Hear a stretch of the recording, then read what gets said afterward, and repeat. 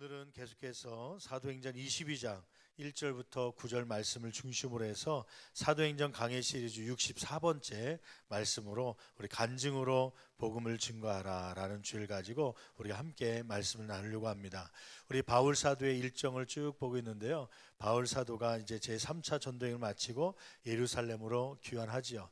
사실은 예언을 하는 사람들이 예루살렘 가면 결박당하고 고난이 있겠다고 하는데 가지 마세요 목사님 그랬지만 그는 순교할 각오를 하고 예루살렘으로 돌아옵니다. 아니나 다를까 아시아에서 따라온 유대인들이 바울을 죽이려고 달려들지요.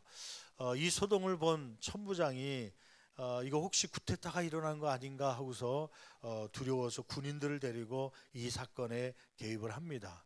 그리고 맞아 죽을 뻔한 바울 사도를 구해주죠. 쇠사슬로 묶고 들어가려고 할 때 바울 사도가 이 천부장에게 부탁을 합니다. 그 내용이 21장 37절 40절 말씀에 기록되고 있는데 바울 사도가 천부장에게 한 가지 부탁을 하죠. 무슨 부탁이냐면 이 모인 백성들 유대인들에게 할 말이 있으니 잠시 말할 기회를 주실 수 있겠습니까? 부탁을 하죠. 그때 천부장이 그러면 허락하고 말할 수 있는 기회를 주죠. 왜냐하면 그 당시에 예루살렘의 역사적으로 보면 한 10만 명의 사람들이 인구가 거주했다고 그래요. 그런데 절기가 되면 부활절 같은 큰 절기가 되면 그때는 더 많은 사람들이 오기도 하고요.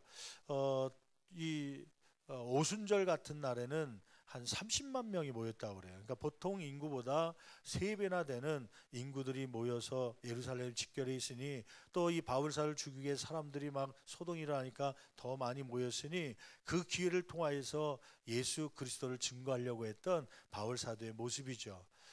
그는 그 안에서 간증을 통하여서 이야기를 합니다. 그 간증의 내용이 오늘 1절부터 21절까지의 내용인데 요약하면 두 가지의 내용을 강조하고 있어요. 첫째는 뭐냐면 나는 바울 사도는 정통 유대인이다. 그것을 강조하죠. 왜냐하면 바울 사도를 죽이려고 했던 유대인들은 오해를 갖고 있어요. 어떤 오해냐면 이 바울 사도는 반유대주의다. 근데 유대인들을 싫어하는 그런 반유대주의자다. 그런 생각 때문에. 그래서 나는 날 때부터 유대인에서 났고 그 다음에 가말리엘 문화에서 내가 배웠고 율법을 배웠고 당신들보다 더 하나님의 열심히 있었던 그러한 유대인이라는 것을 강조하죠.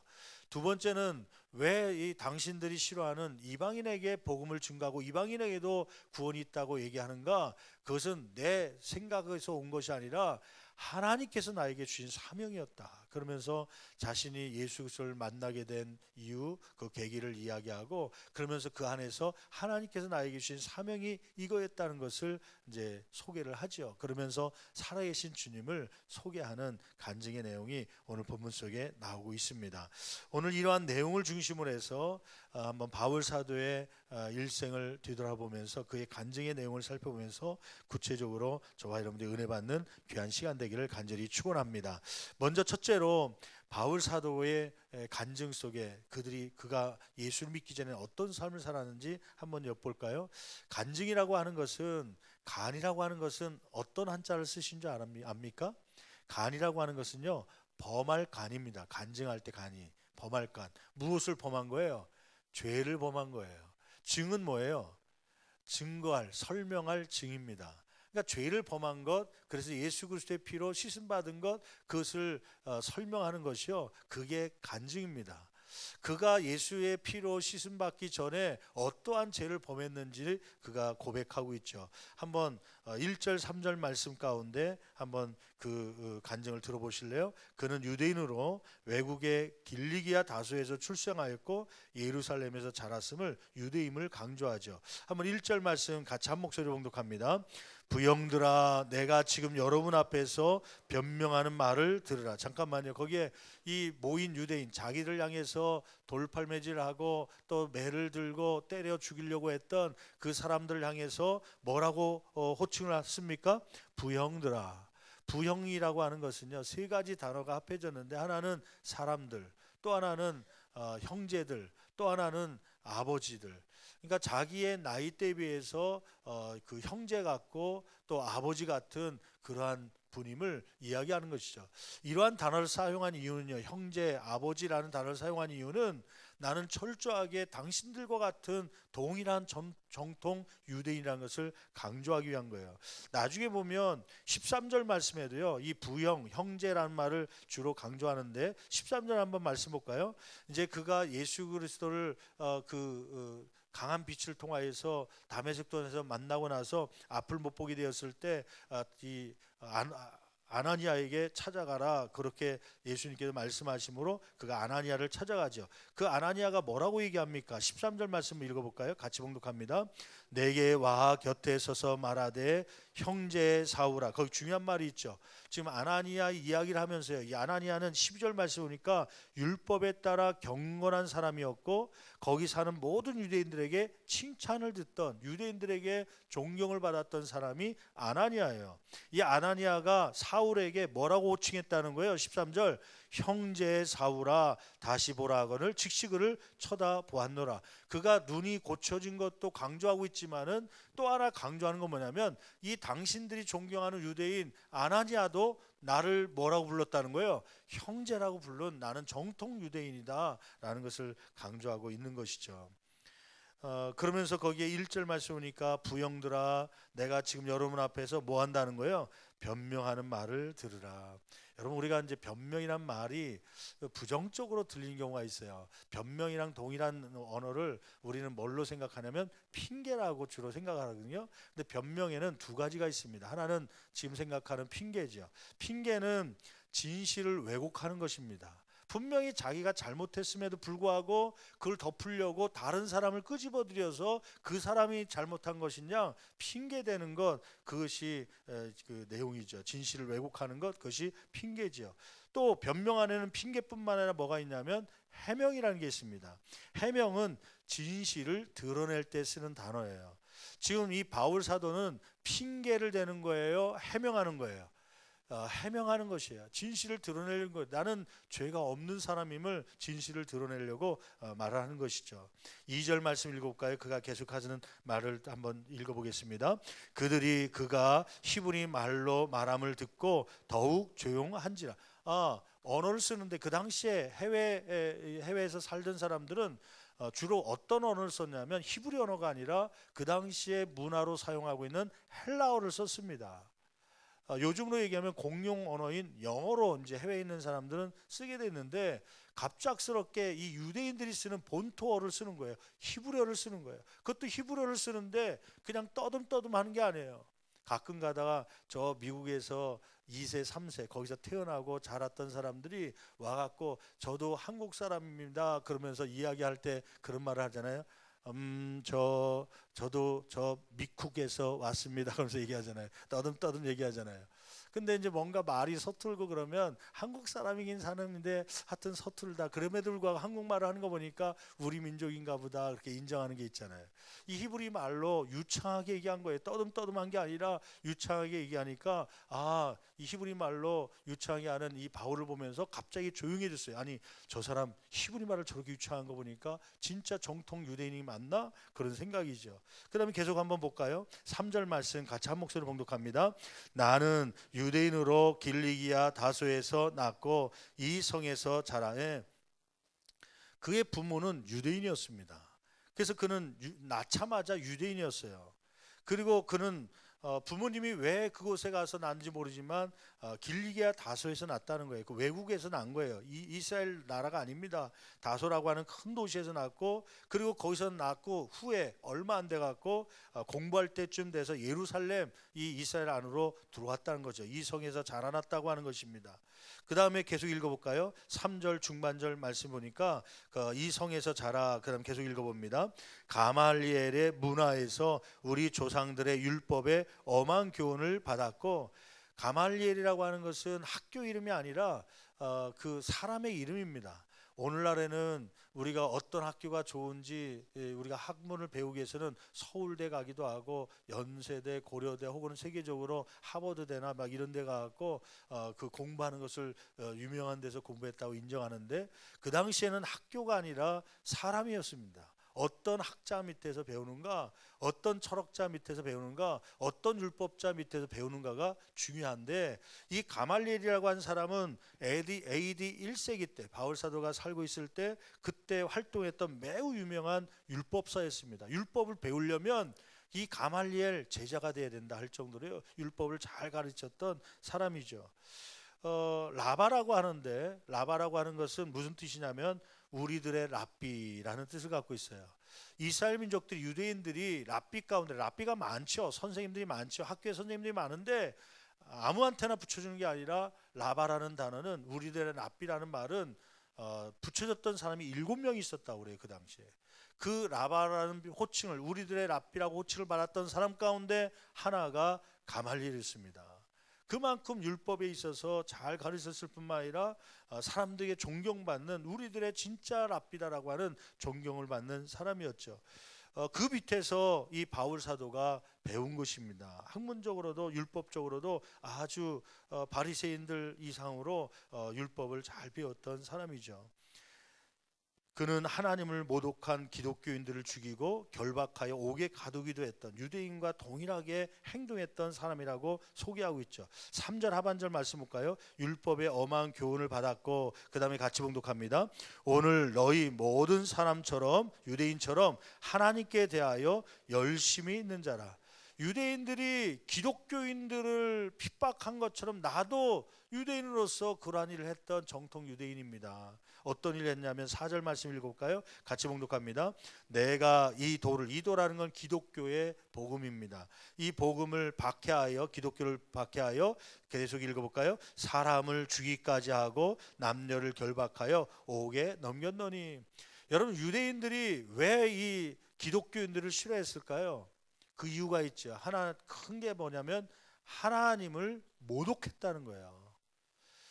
그 유대인들이 믿고 있었던 것이 있는데 모세오경입니다. 유대인들이 율법처럼 또 이렇게 말씀을 갖고 배우고 그런 것이 모세율법인 모세오경인데, 창세기, 출애굽기, 레위기, 민수기, 신명기죠. 그 신명기 21장 22절 23절 말씀에 보면 어떤 말씀이 있냐면 이런 말씀이 있어요. 나무에 달린 자는 하나님께 저주를 받았음이니라. 그러니까 나무에 달려서 사형이 있는데, 나무에 달려서 죽는 사람은 그냥 죽은 것이 아니라 누구의 저주를 받아서 죽는다는 거예요. 하나님의 저주를 받아 죽는다는 신명기에 있는 말씀이에요. 이 말씀을 잘 알고 있는 유대인들이, 기독교인들이 뭐라고 얘기하냐면 나무 십자가에 못 박혀 돌아가신 예수 그리스도가 하나님의 아들이요, 그가 메시아, 하나님 보낸 메시아라는 얘기를 하는 거예요. 곧 그 메시아는 하나님인데 예수 그리스도가 하나님이라는 거예요. 어떻게 하나님이 저주를 받아 죽는 나무에 달려 죽을 수 있느냐? 이것은 하나님을 모독한 것이다 해갖고 기독교인들을 막 죽이고 박해를 하는 것이죠. 하나님의 모독죄 해갖고 제명을 가지고 기독교인들을 잡아다가 이 스데반을 죽이는데 바울이 앞장섰습니다. 또 결박하고 이 기독교인들을 옥에 가두는 그러한 일에 바울 사도가 예수 믿기 전에는 그러한 삶을 살았다고, 자기도 정통 유대인이었음을 고백하는 것이죠. 그러면서 그가 바울이 예수 그리스도를 만나게 된, 믿게 된 계기에 대해서 이렇게 설명을 합니다. 그것이 5절부터 저 13절까지 말씀에 기록되고 있는데, 첫째는 기독교인들을 결박하려고 다메섹으로 가는 도중에 호련히 큰 빛을 보게 되었던 것이죠. 한번 5절 말씀 같이 한 목소리 봉독합니다. 이에 대제사장과 모든 장로들이 내 증인이라. 또 내가 그들에게서 다메섹 형제들에게 가는 공문을 받아가지고, 그 공문은 뭐냐면요, 소식을 들어보니까 기독교인들이 예루살렘에 박해가 오자 어디로 도망쳤다고 들었냐면 저 다메섹이란 외국에 가서 숨어 있다는 얘기를 듣고요, 이 바울 사도가 공문을 받아서 다메섹에 있는 그 기독교인들을 죽여도 된다라고 하는 공문을 받고 거기까지 가려고 이제 사람들이 이끌고 막 가는 도중이었죠. 거기 있는 자들로 결박하여 예루살렘을 끌어다가 형벌받게 하려고 가더니, 그 다음 6절 같이 읽어봅니다. 가는 중에 다메섹에 가까이 갔을 때에 오정쯤 되어, 오정이라는 것은 난 12시쯤 되어 호련히 하늘로부터 무엇이요? 큰 빛이 나를 둘러 비치매. 강력한, 여러분 이스라엘 그 기후는요 40도가 넘어가고 낮에는 강력한 태양빛이요, 지금 한국의 빛보다 강렬합니다. 막 살이 따가울 정도로요. 여름철에는 강력한 빛이죠. 그래서 막 그러한 기후에서는 선글라스를 끼지 않으면 시력이 버릴 정도로 선글라스를 껴야 될 그 강력한 빛인데 12시의 빛인데 그것보다 더 강력한 빛이요. 구분되는 낮에 12시 태양빛보다 구분되는 강력한 빛이 바울에게 비친 겁니다. 그러나서 어떻게 됐다는 거예요? 7절 말씀 볼까요? 같이 한 목소리 봉독합니다. 내가 땅에 엎드려져 들으니 소리 있어 이르되 사울아 사울아 네가 왜 나를 박해하느냐 하시거늘. 8절 내가 대답하되 주님 누구시니까 하니 이르시되 나는 네가 박해하는 나사렛 예수라 하시더라. 여러분 평상시에 보지 못했던 강렬한 빛을 보게 된 거예요. 평상시에 듣지 못했던 음성을 들은 거예요. 이걸 보통 우리가 뭐라고 얘기하냐면 사건이라고 얘기합니다. 사건은 일상생활 속에서 나타나지 않는 일들이에요. 평상시에 일어나지 않는 일들이 일어날 때 우리는 사건이라고 부릅니다. 여러분 가정 안에 질병의 사건이 일어났습니까? 혹은 자녀의 문제가 사건이 터졌습니까? 그것은 하나님께서 나를 찾아오시는, 때로는 나에게 말씀하시는 기회인 줄 알고 주의 음성을 들을 수 있는 저와 여러분 되기를 간절히 축원합니다. 물론 이 가운데는 어떤 분들은 모태신앙으로서 어려서부터 사무엘처럼 교회에서 자라면서 예수 그리스도를 믿게 되었고 집사님 되고 권사님 되고 장로님 되신 분들이 있지만은 어떤 분들은 이 바울처럼 사건을 통해서요, 교통사고를 났다든지 아니면 갑자기 암이 찾아왔다든지 말할 수 없는 고통 가운데 주님을 찾지 않으면 안 될 그러한 사건을 경험하고 주님 앞으로 돌아오신 분들도 있지요. 여러분 그 사건들은 뭔가 하나님이 나에게 말씀하시는 기회로 삼고 주의 음성을 들을 수 있는 저와 여러분 되기를 간절히 축원합니다. 충격적인 말을 들어요. 바울 사도가요. 무슨 말이냐면 누구십니까? 물어볼 때 8절 하반절 말씀해 보니까 뭐라고 대답했다는 거예요. 그 하나님 예수님의 소리가 나는 네가 박해하는 나사렛 예수라. 왜 이게 충격이냐면 두 가지 일 때문에 충격이었습니다. 첫째는 나는 교회 예수를 믿는다는 기독교인 성도들을 박해하려고 갔는데 그 성도들 교회를 무너뜨리는 것은 누구를 박해하는 거라는 거예요? 예수 그리스도를 박해하는 거라는 거예요. 여러분 반대로 그럼 질문해 볼게요. 교회 성도를 사랑하게 되면 누구를 사랑하는 걸까요? 예수님을 사랑하는 거예요. 여러분 예수님을 사랑하십니까? 다시 한번 질문해 볼게요. 여러분 예수님을 사랑하십니까? 그러면 그 사랑한다면 누구를 사랑해야 되냐면 그 몸된 교회인 성도를 사랑해야 됩니다. 만약에 예수님을 사랑한다고 하면서 몸된 교회인 성도를 미워하고 싫어한다면 그것은 누구를 싫어하는 거예요? 예수 그리스도를 싫어하고 미워하는 것과 똑같게 되는 거예요. 교회의 머리는 예수 그리스도입니다. 교회의 몸은 예수 그리스도의 몸이죠. 교회는 예수 그리스도의 몸입니다. 그러므로 교회는 성도는 바로 예수 그리스도를 말씀하는 것이에요. 예수님께서 바울에게 얘기합니다. 나는 네가 박해하고 있는 나사렛 예수다. 또 하나의 충격은 뭐냐면 이 성도가 예수 그리스도라는 것도 충격이었지만 또 더 큰 충격은 뭐냐면 지금 바울이 왜 기독교인들을 죽이러 다니냐면 거짓말 한다고 생각했기 때문에 그래요. 무슨 거짓말요? 아니 예수 그리스도가 하나님의 아들이고 메시아로 오셨다 그러고 그 분명히 이 나사렛 예수는 십자가에 못 박혀 죽었는데 제자들이 그 시체를 감춰놓고 나서 예수님이 부활했다고 거짓말한다는 것을 그들이 아주 막 화가 나갖고 죽이려고 하는 거 아니에요. 거짓말쟁이들. 어떻게 죽은 사람이 살아나는가? 그걸 믿지 않았잖아요. 그런데 갑자기 예수님이 음성이 들리는데 하늘에서 나는 네가 박해하는 나사렛 예수다. 그러면 예수님이 지금 죽었다는 거예요? 살았다는 거예요? 살아있다는 거예요. 자기는 죽었다고 생각하고 지금 이 죽은 예수를 부활했다는 거짓말하는 기독교를 죽으러 가는데 자기가 직접 그 살아있는 예수 그리스도를 만나게 된 것이에요. 충격이었습니다. 그 강한 빛으로 인해 앞을 못 보게 되었던 바울은 이 예수님이 지시하는 곳으로 가라, 아나니아가 있는 곳으로 가라. 아나니아한테 갔더니 진짜 그곳에 갔더니 아나니아는 선자가 있는데 그 기도함으로 앞을 보게 되는 체험을 갖게 되죠. 11절 말씀 볼까요? 11절 말씀 같이 한 목소리 봉독합니다. 나는 그 빛의 광채로 말미암아 볼 수 없게 되었으므로 나와 함께 있는 사람들의 손에 끌려 다메섹에 들어갔노라.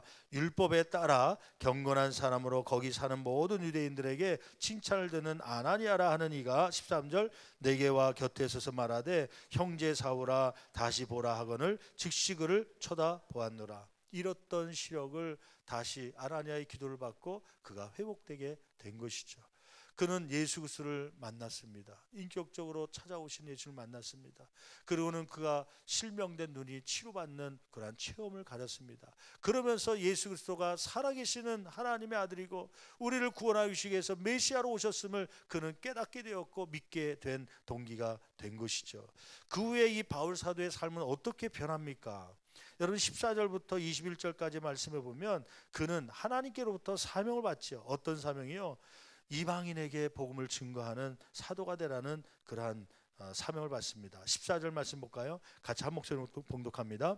그가 또 이르되 그는 누굴 얘기하냐면 그 아나니아라는 사람이 아나니아가 눈을 고쳐주고 아나니아가 계시받았던 이 사도 바울의 그 사명에 대해서 이렇게 얘기하죠. 그가 또 이르되 계속 읽어봅니다. 우리 조상들의 하나님이 너를 거의 중요한 말인데 한번 동그라미 쳐보세요. 하나님이 누구를 택했다는 거예요? 이 바울사를 택했다는 거예요. 유대인들이여 내가 이방인에게 이렇게 복음을 증거했던 이유는 내가 내 뜻대로 한 것이 아니라 누가 나를 선택했기 때문에 하나님, 여러분이 믿고 있는 하나님이 나를 선택해서 이방인에게 증인으로 서라고 하는 그 복음을 증거하라는 사명을 받았기 때문에 그 일을 한 겁니다. 그렇게 이야기하는 것이죠. 그 다음에 한번 보세요. 21절 말씀 볼까요? 이 아나니아를 통해서 사명을 받았을 뿐만 아니라 너는 하나님께 선택받았다 얘기들은 그것을 유대인들에게 증거하면서 아나니아로부터 받은 것뿐만 아니라 예수님께로부터도 직접 이러한 사명을 받았다는 것을 바울 사도가 간증하는 거 아닙니까? 21절 말씀 같이 한 목소리 봉독합니다. 나더러 또 이르시되 떠나가라. 어디를 떠나냐면 예루살렘이요. 그 전에 있는 말씀을 우리가 읽지 않았지만 어떤 내용을 얘기하냐면 바울 사도에게 이야기합니다. 지금 예루살렘은 복음을 증거해도 사람들이 받지 않고 박해가 심하니까 그곳을 떠나가라. 그러면서 뭐라고 얘기합니까? 계속 읽어볼까요? 떠나가라. 내가 너를 멀리 이방인에게로 보내리라 하셨느니라. 예수님께서 나에게 직접 이렇게 사명을 주셨습니다. 그래서 내가 이방인에게 복음을 증거한 것입니다. 그러면서 아까 얘기했던 크게 두 가지, 나는 정통 유대인이고 내가 이방인에게 이렇게 복음을 증거하면 그들을 구원케 하려고 하는 것은 내 노력이 아니라 내 생각 가치관 때문이 아니라 하나님께서 나에게 주신 사명 때문이었습니다. 그 사명에 따라서 산 것을 이야기하는 것이죠. 여러분 여기서 우리가 깨닫는 것 하나 있죠. 그것은 뭐냐면 저와 여러분에게도 이러한 간증이 있냐고 하는 것이에요. 여러분 믿지 않는 사람에게 강력한 하나님은 사랑의 하나님이십니다. 하나님은 능력의 하나님이십니다. 그러한 것을 소개하고 전할 때 가장 강력한 것이 있어요. 물론 질병이 고침받은 것 가지고 이야기할 수 있죠. 물론 사업장이 안 되던 것이 어느 날 기도함으로 응답받아서 복을 받아서 사업장이 잘 된 것도 그러한 능력의 간증 중에 하나죠. 근데 가장 큰 도구는 뭐냐면 예수 믿고 난 후에 변화된 저와 여러분의 삶이 하나님은 사랑이시고 하나님은 능력의 분이심을 증거할 수 있는 큰 도구가 되는 줄 믿습니다. 이러한 간증이 있는 삶을 살아야 된다는 거예요. 여러분 우리는 때로는 모태신앙이요. 모태신앙의 특징은 뭐냐면요. 아무것도 못하기 때문에 모태신앙이라고 그래요. 모태신앙의 단점이 뭐냐면 저도 한동안 그것 때문에 갈등을 하고 그것 때문에 기도했던 적이 있었어요. 뭐냐면 신학교에 갔는데 나는 그냥 어려서부터 성결대학교만 가야 되는 줄 알았어요. 그래서 고3 때까지도요. 다른 대학교는 없는 줄 알았어요. 내가 가야 될 것은요. 하루는 선생님이 부르더라고요. 너 꼭 성결대 가야 되냐? 네. 그랬더니 다른 대학도 있다는 거예요. 총신도 있고 장신도 있고 감신인데 왜 꼭 성결대 가야 되냐? 다른 데 가도 된다. 그러길래요. 아니요, 저는 성결대만 가야 됩니다. 그러고 났더니요, 가야 될 학교가 성결대 신학대학뿐만 아니라 다른 데 또 있더라고요. 어려서부터 저는 신학을 해야 되고 목회를 해야 되는 길인 줄 알고 글로 가는 거예요. 근데 어느 날 신학교에 가서 봤더니요, 거기 봤더니 나이가 지긋이 먹은 30대 중후반의 그 신학생들이 들어왔어요. 집사님으로 계시다가 들어왔어요. 어떻게 들어왔습니까 했더니 사고를 당했는데 사고를 당하는 중에 하나님께 보호해 주셔갖고요, 하나님이 시퍼렇게 살아계심을 깨닫고 그가 왔다는 거예요. 막 간증을 하는데요, 가슴이 벌렁벌렁거리고요. 나도 저런 간증이 있었으면 좋겠다. 꼭 바울이 다메섹 도상에서 예수를 만난 것처럼 나에게는 왜 저런 간증이 없나? 때로는요 막 교통사고가 틀어가고 꽝 부딪혀갖고 막 죽을 뻔했는데 거기서 튕겨나가, 조수석에서 튕겨나가갖고 논두렁에 빠짐으로 하나님께 날 이렇게 살려주셔서 그래서 목사 됐다. 그러면 사람들이 아멘하고 막 할렐루야하고 부흥성에 막 은혜가 될 것 같은데요, 나는 그런 간증이 없는 거예요. 그래갖고 모태신앙인들은요 그것 때문에 내가 구원받았는가 안 받았는가 고민하고 내가 진짜 이 목회길로 온 게 맞나 안 맞나 막 갈등하고 그럴 때가 참 많거든요. 아마 여러분 가운데도 그런 분들이 있을 줄 압니다. 학생 때부터 어려서부터 모태신앙으로 자라고 주일학교부터 이게 교회에서 자라다 보니까 당연하게 집사되고 당연하게 권사되고 장로돼 갖고 내가 진짜 구원받았나 안 받았나, 나에게 왜 그런 간증이 없나 그렇게 생각할 때가 있어요. 모두가 다 바울 사도가 되는 건 아닙니다. 근데 성경에 보니까 모태신앙 가운데 또 탁월하게 쓰임 받았던 사람도 나오더라고요. 누구냐면 대표적인 사람이 사무엘과 같은 사람이에요.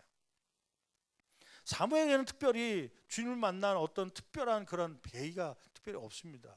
그냥 교회 안에서 어려서부터 그냥 젖된 뒤로부터 자라면서요, 그러면서 그냥 사무엘이 돼갖고 다윗에게 기름을 부어서 사울에게 기름을 부어서 왕으로 삼는 하나님의 종이 되는 것이죠. 여러분, 그런데 이 간증이라는 것은 꼭 교통사고에서 내가 살아나고 질병 가운데 고침받고 그런 것만이 간증이 아니라 아까 처음에 얘기했던 간증처럼 범할 간, 죄를 범한 것, 증, 설명할 증. 내가 순간순간 이러한 죄를 범했는데 주님께서 나를 이렇게 용서해 주셨다. 이 간증이요 저와 여러분 가운데 있기를 간절히 축원합니다. 모태신앙인들에게 간증하라면 뭘 얘기하냐면요, 저는 목회자 가정에서 자랐습니다. 저는 부모님이 장로님이셨습니다. 저희 어머니는 기도를 많이 하는 권사님이셨습니다. 그래서 그 안에서 자라가서 갔습니다. 그게 간증이에요. 여러분, 그것이 간증이 아니라 진짜 간증은 뭐냐면 내가 죄를 범했는데 이러한 죄를 하나님께서 나를 용서해 주셨고 이제는 하나님의 아들이 되었음을 나타내는 것이 간증이죠. 여러분, 이러한 간증의 삶이 있기를 간절히 축원합니다. 또 간증에는요 뭐가 포함되어야 되냐면 변화된 삶이 있어야 됩니다. 변화된 삶. 물론 담배 피고 술 마시고 깽판 부리고 살다가 예수를 믿음으로 담배를 끊게 되었고 술을 끊게 되었고 이제는 성실한 사람이 되었습니다. 그것도 좋은 간증이죠. 근데 그러한 변화보다 더 중요한 변화가 있습니다. 어떤 변화일까요? 바울 사도가 한번 여러분 말씀을 한번 찾아보실래요? 15절 말씀 보실래요? 15절. 예수 그리스도를 만나고 난 다음에 그가 갑자기 질문을 하죠. 어떤 질문하는지 한번 보세요. 22장 15절 말씀 같이 한 목소리로 봉독합니다. 15절 말씀 다시 한번요.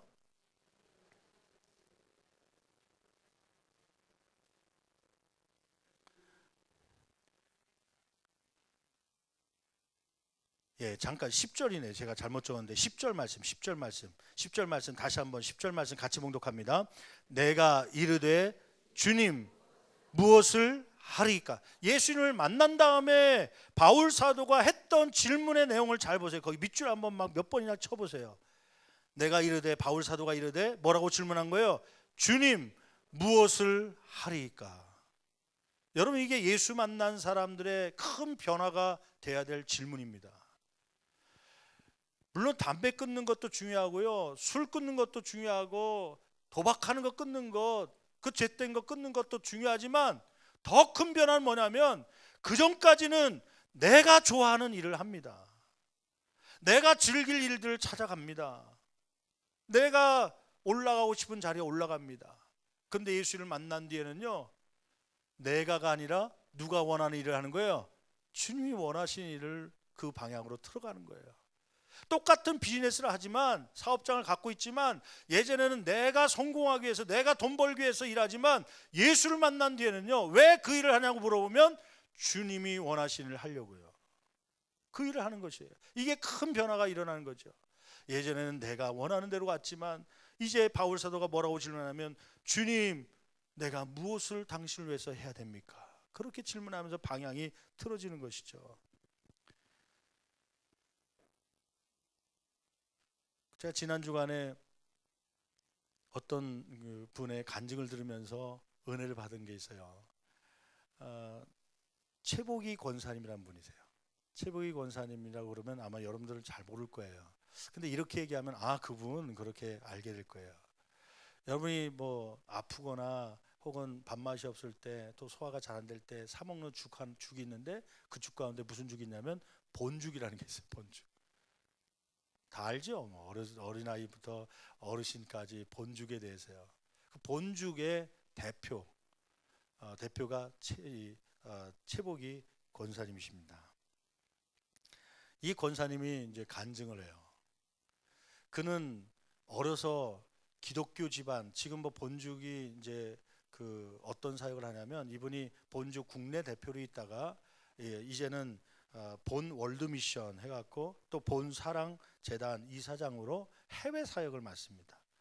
그래서 지금 이제 5년 전부터는 해외에도 본죽이 진출하면서 그냥 사업 돈 벌기 위해서 진출한 것이 아니라 선교 사역을 하려고요.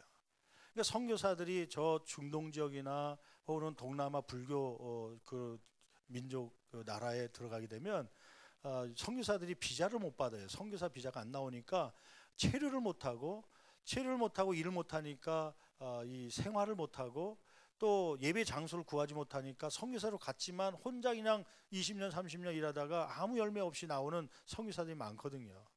그래서 이 일을 함께 동력하려고 이분은 자기를 소개할 때 비즈니스 선교사라고 그래요. 비즈니스 선교한다고. 그래서 이제 그 선교사들에게 본죽을 차리게 해서 그 예배 거점을 마련해주고 장소. 그래서 이제 문 닫은 후에는 거기서 예배하고 성경 공부할 수 있는 공간을 만들어주고, 그 다음에 이제 그 사업을 할 수 있도록 선교사에게 사업 이게 사는 사람으로 비자를 받게 해서 체류할 수 있는 그러한 것을 받게 하고요. 그 다음에 이제 거기서 운영하면서 이익금 남는 것 같고 선교사들이 생활할 수 있도록 그렇게 하기 위해서 선교사들하고 조인해 갖고 지금 이제 해외에 그 사역을 넓히고 있거든요.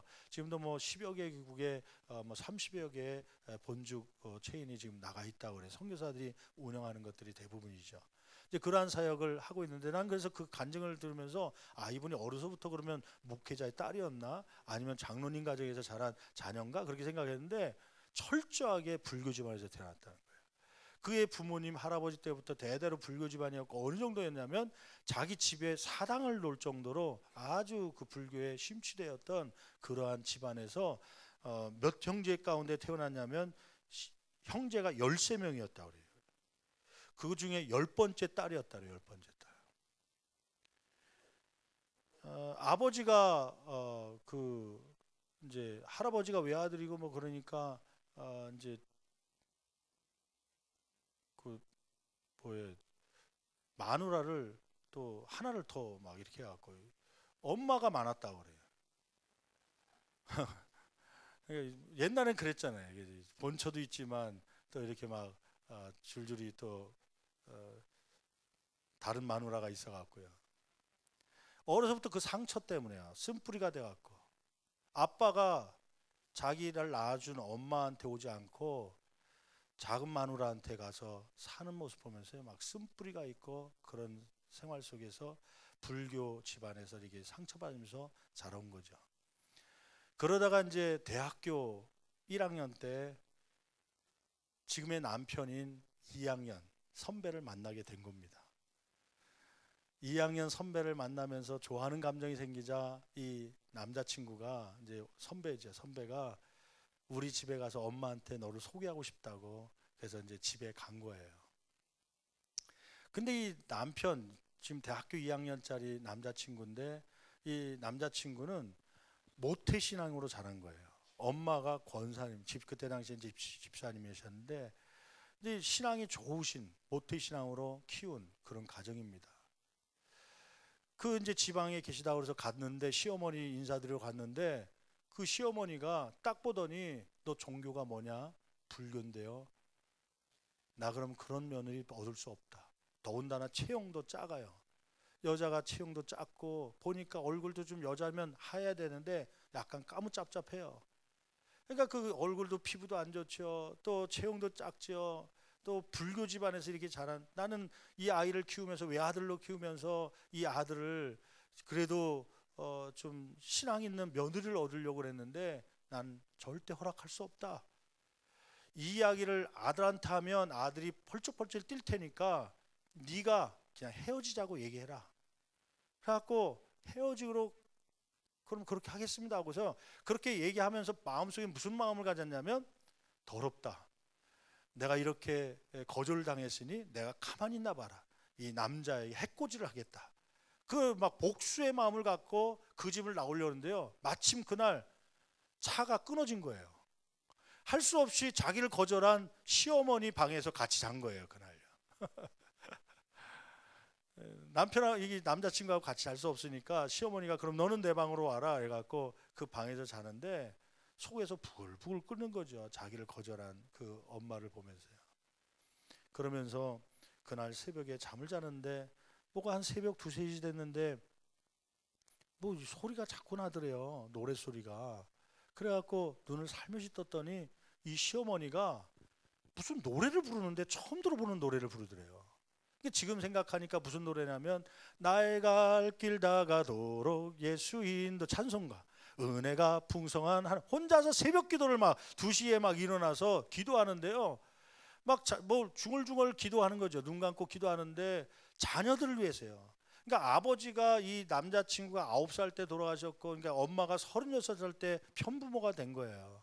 그러니까 36살 때부터 이 아이를 위해서 키우면서 의지할 곳이 없으니까 더 주님을 찾게 되고 새벽마다 기도하면서 간구했던 거 자녀를 위해서 막 기도하는 거예요.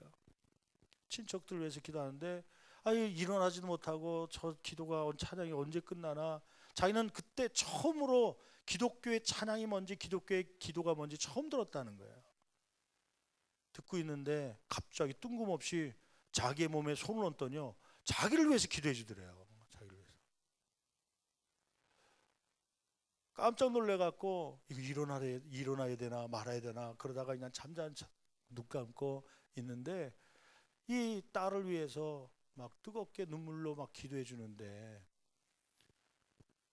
그 전까지만 해도 잠자기 전까지 무슨 생각을 갖고 있었냐면 내가 이 집안에 해코지 할 거다. 복수를 할 거다. 나를 거절하다니.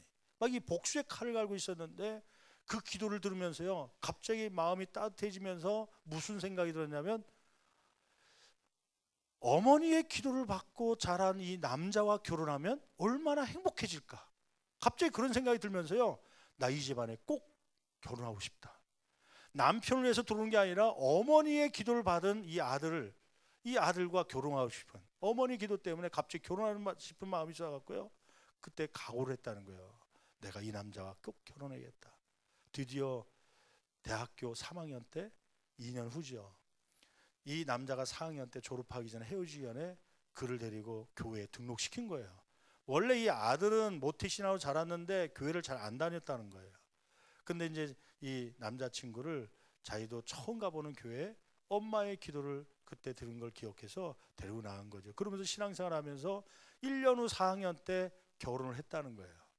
그러고서 이제 돈이 없으니까 가난한 집안이었기 때문에 5만 원짜리 월세를 사갖고 월세를 얻어갖고 애를 안고 업고 다니면서 돈 꾸러 다니고 그러는 가운데 하나님께서 실패와 실패 또 일어나고 그러면서 죽집을 하나 이제 차렸는데 그게 이제 하나님의 복주셔서 본죽이 돼갖고 지금은 국내뿐 아니라 세계 속에 선교하는 비즈니스 선교사로서 자기를 쓰임받게 되었다는 그러한 간증이었어요. 제가 그 간증 들으면서 뭐에 지금 감동이 되었냐면 그 어머니의 기도예요. 어머니의 기도.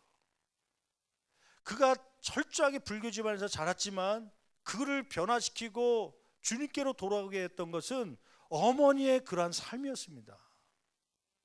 그 자녀를 위해서 기도하고 그날 처음 온 그 아들의 여자친구 지금 결혼을 믿는 며느리 얻기 위해서 나는 그렇게 기도해왔기 때문에 안 된다고 얘기했지만 그럼에도 불구하고 그 미움이 있는 그 자녀를 위해서 딸을 위해서요.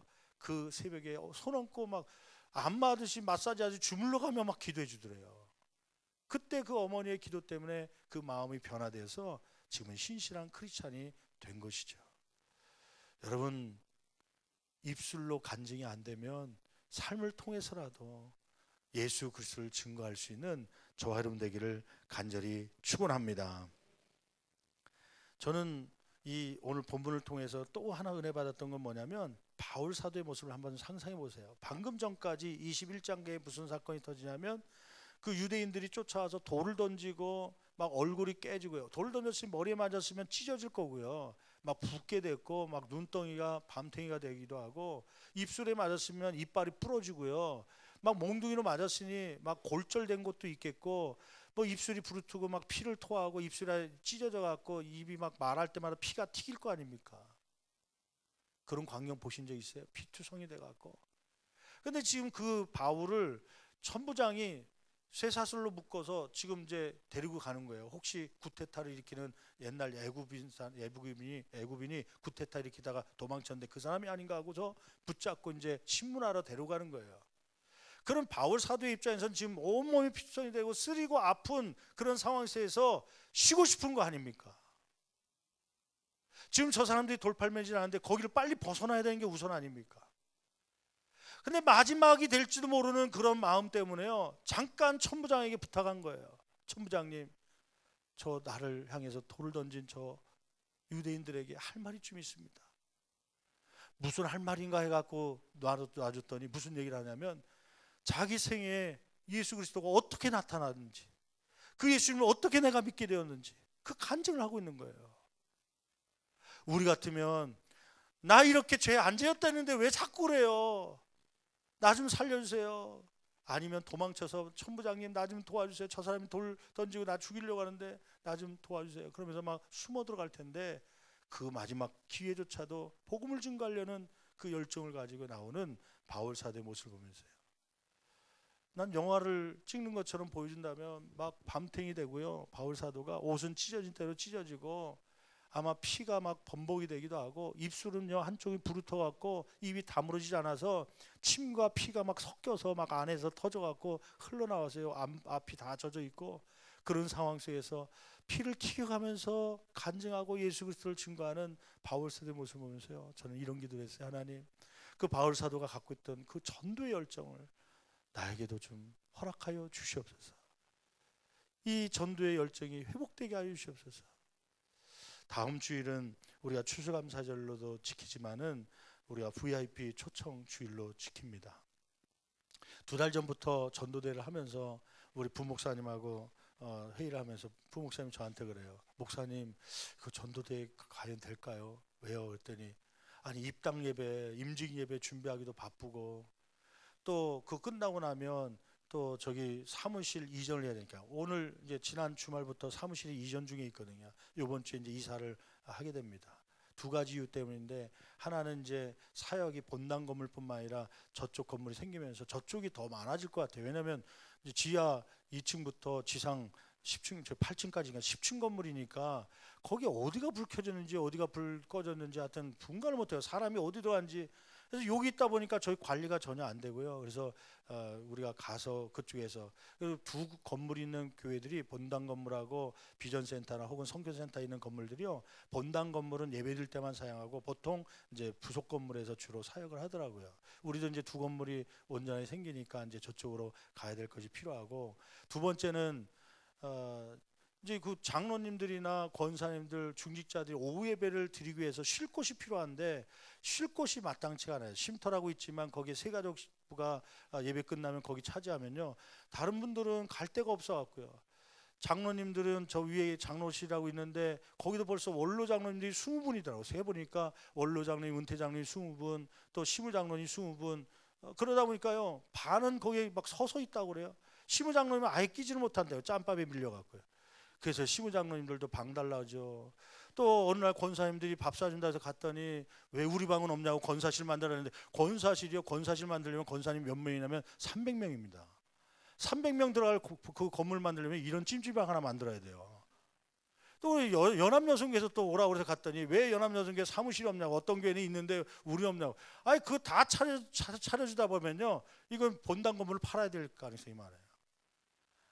하여튼 건물이 뭐 이것저것은 다 구분하지 못하지만 쉼터라도 오후 예배 드리는 사람들이 좀 남아서 잠깐 앉아있다 올라올 공간이라도 만들어야겠다 해갖고 사무실이 나가면 이제 이 리모델링을 해야겠다. 그래서 지금 요 사무실을 확장하고 거기에 세가족실을 좀 일부 만들고 나머지는 이제 의자를 놔서 거기서 그 티타임을 가질 수 있도록 해야겠다. 그렇게 이제 준비를 하고 있는 거죠. 이 막 이사하고 막 준비 이런 계획을 하다 보니까 집중을 못 해갖고요. 전도하는 일에.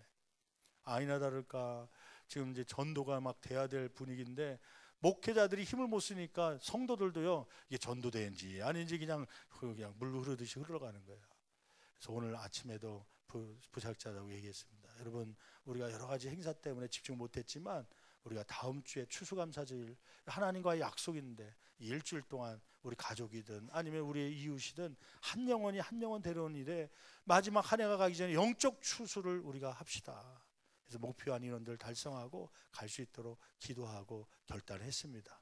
여러분 바울 사도가 피를 튀겨가며 마지막 기회조차 간증하며 예수 그리스도를 증거하려고 했던 그 전도의 열정이 저와 여러분 가운데도 있기를 간절히 축원합니다. 그리함으로 다음 주일날 이 자리가 가득 차며 하나님 앞에 영광으로 예배드리며 또 삶 가운데 영적인 추수의 영혼이 있기 때문에 귀한 훗날의 주님 앞에 잘했다 칭찬받는 저와 여러분 되기를 간절히 축원합니다. 축원합니다. 기도하시겠습니다. 이 시간에 우리 한 목소리로 기도할 때 여러분 우리의 간증이 있습니까? 예수를 만난 간증이 있습니까? 또 그 간증을 하려고 하고 있습니까? 혹시 내가 먹었던 약이 좋았다 약 선전하고 어디 식당 갔더니 거기 참 맛있더라 그런 얘기는 잘하면서 나를 구원하신 예수 그리스도 나의 삶 속에 찾아오셨던 예수 그리스도에 대해서는 바울처럼 말을 못하는 그런 모습은 있지 않습니까? 바울 사도는 얼굴이 피투성이가 되고 입술이 부르트고 쓰리고 아프고 잠시 쉬어야 될 그런 타임에도 혹시 기회를 잊을까 봐 그는 간증을 하며 예수 그리스도를 나타내는 삶을 산 것입니다. 하나님 이번 한 주간 바울과 같은 삶이 될 수 있도록 주여 우리를 축복하여 주시옵소서. 시한 두 손 높이 들고 주여 세 분 힘 채치며 다음 주에 있을 아버지 영적 추수가 있게 도와달라고 같이 기도합니다. 주여